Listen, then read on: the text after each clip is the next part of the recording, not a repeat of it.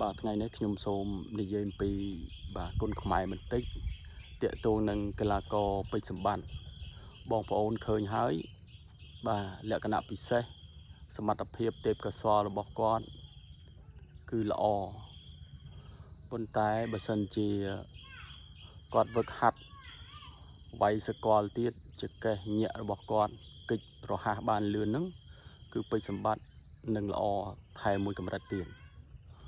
ពីព្រោះថាពេលដែលគាត់ទៅវាយកម្មវិធី MMA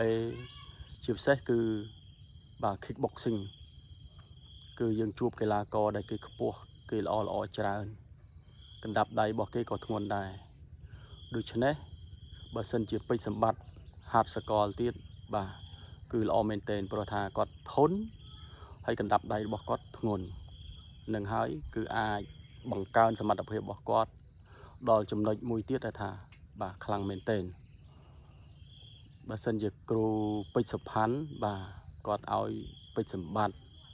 ទៅជួបប៉ាគីអាវឬក៏ជួបលោកគ្រូដែលគាត់ជំនាញខាងវេសកលដើម្បីសុំការរៀនសូត្របន្ថែម